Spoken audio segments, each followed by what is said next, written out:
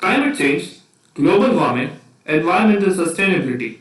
These are the buzzwords today. When we talk about sustainability, we also talk about carbon footprints. But then, how do we teach people about these concepts? This is where we have come up with a game. Hello everyone, welcome to the video tutorial for the board game that has been handmade and specially crafted for environmental literacy, EcoVenture.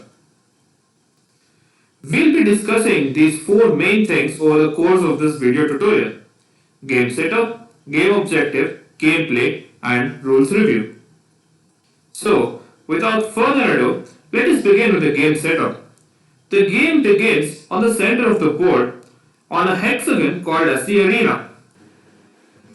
There are 6 players at the beginning of the game, and each of the 6 players gets 1 lakh in cash currency and 5 petrol units.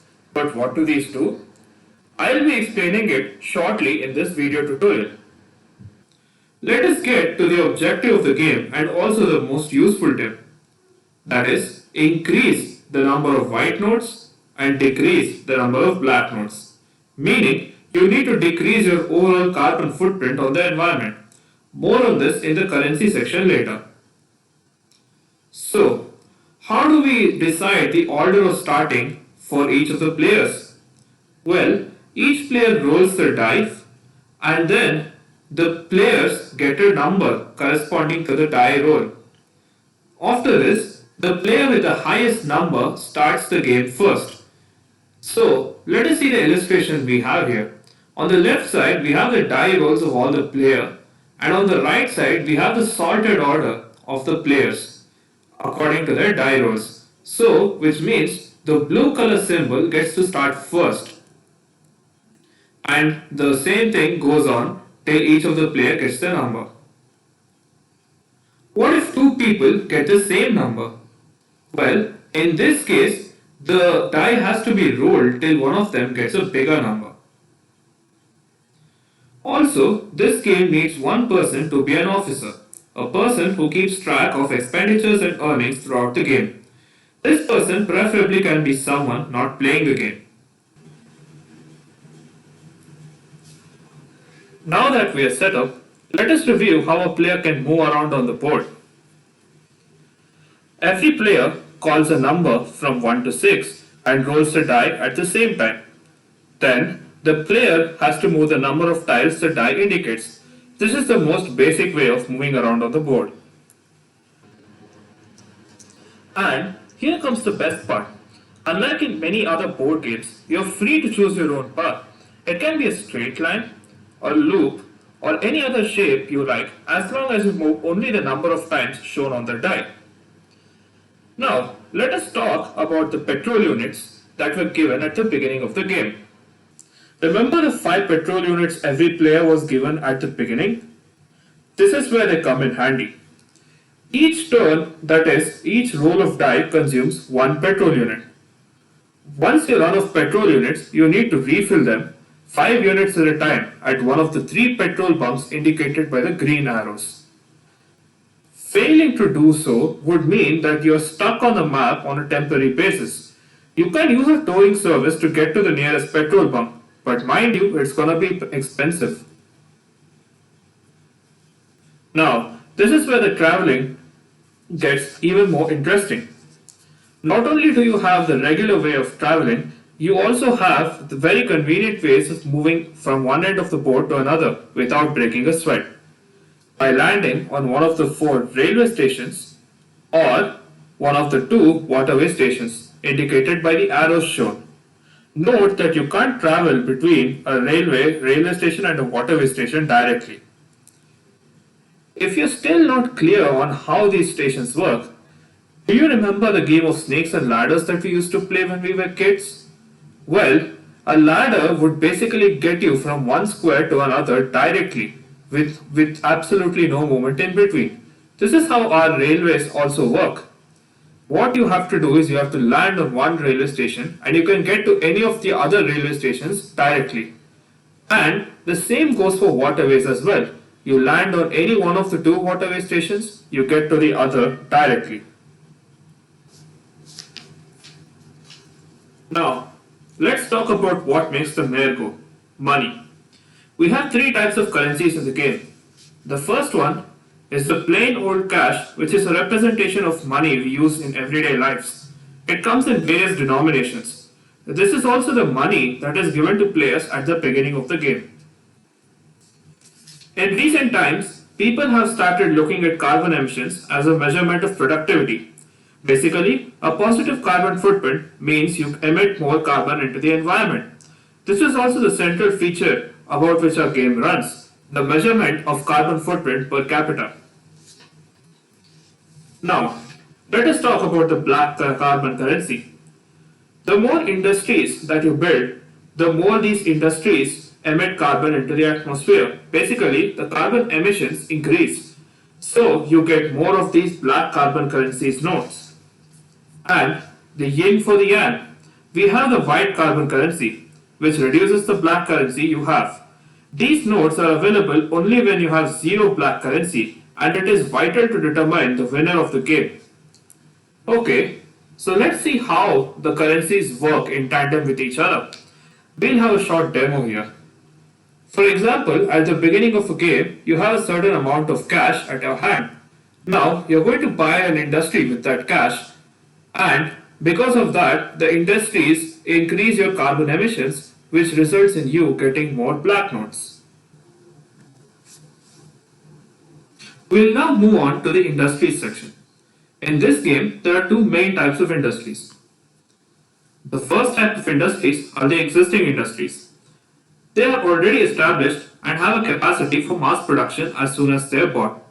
Some examples include Jamshedpur steel industry, the agricultural industry, and the gems industry. The second type of industries are the new industries. Basically, in these type of industries, the player has to build industries from the scratch. We have restricted the number of new industries one can develop to minimize the impact on the environment. For example, the seafood industry is one such new industry. Note that we have a plethora of industries listed in the game manual, so please do go through them. Every nation has a government that sets environmental standards and guidelines.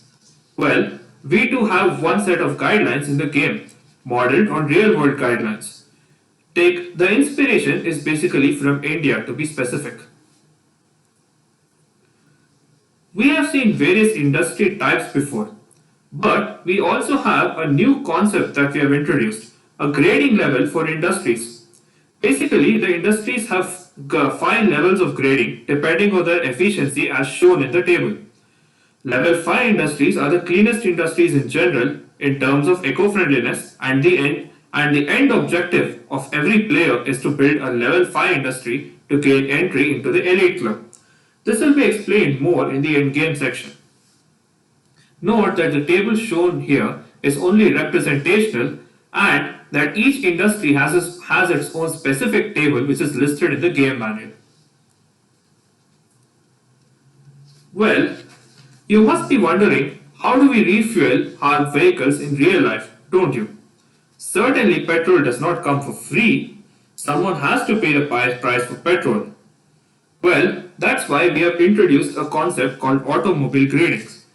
You start off with a level 1 automobile which has a carbon footprint of 100 and needs 2000 units of currency of fuel cost per round.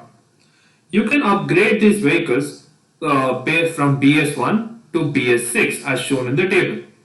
Note that if your vehicle is BS6, you will basically be able to travel the entire port for free.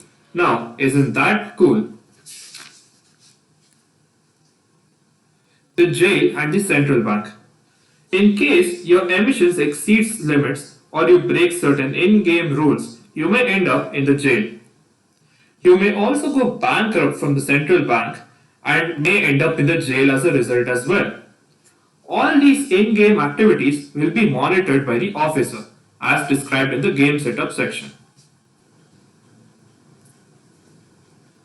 Variety is the spice of life, they said. Well, that's why we do have some variety and entertainment in our board game as well. Well, you became a business tycoon by playing this game, alright, but what's the point of a board game without some fun and chance events? That's why enter the event cards. Event cards are a bunch of random cards that can be obtained generally under two circumstances. The first way to obtain them is to land on one of the designated event regions highlighted or on one of the existing industries slots. The second way is more of a chance factor. Every time you roll a die, you're supposed to shout out a number from 1 to 6. If the number you shouted out matches the one that the die shows, well, you get a random event card. Now, how do you know what an event card is going to give you? Well, it is going to be totally random. It could be rewarding, as in case of the profit card shown, or it could be punishing, as in the case of the pandemic card shown. So, after testing your entrepreneur skills with the event cards and testing your business skills with the industries, well, you must have learned a lot about the game. You must have bought, developed, and moved around a lot. Well, where to stop this? The board is huge, and to explore every nook and corner of the board is next to impossible in a normal game. Everyone does have time constraints, don't they? That's why we have a set of rules called the endgame. We have enlisted something called as an elite club. Basically, this is to test and attest your entrepreneurial and business skills. If a person has to enter the elite club, he firstly has to have a minimum number of white notes, he needs to have a level 5 industry, and he also needs to have a minimum amount of cash currency with him. Note that the winner will be decided among the top half of the board. Basically, what we mean by this is that if there are 6 players, only when 4 players enter the elite club will the winner be decided. What happens in this case is that out of the top 4 players, the players with the most white notes left will be declared the winner. So, let's make it clear. We have 6 players. We wait for the top half of the board to enter the elite club, that is 4 or more players. After that, we decide the winner by seeing who has the most number of white notes. Well, how do we keep track of who is in the elite club? Well, that's why we have custom cards made for each player. If a player enters the elite club, he gets one of these cards corresponding to his symbol. Well, note that your elite club membership isn't something that's permanent throughout the game. You may have bought a level 5 industry and might have earned the elite club status, but then later during some time in the game you might have sold them off. Well, in that case, you will have to hand over this card back to the officer and then again try to get another level 5 industry to break into the elite club. Well, I hope the rules were made clear and I hope all the objectives of the games were laid out well in the video. In case if you have any other doubts or queries, please feel free to watch the video again or contact our team in case if it's necessary. I hope you enjoyed the video tutorial and I really wish you have a blast playing the game. Thank you for watching the video.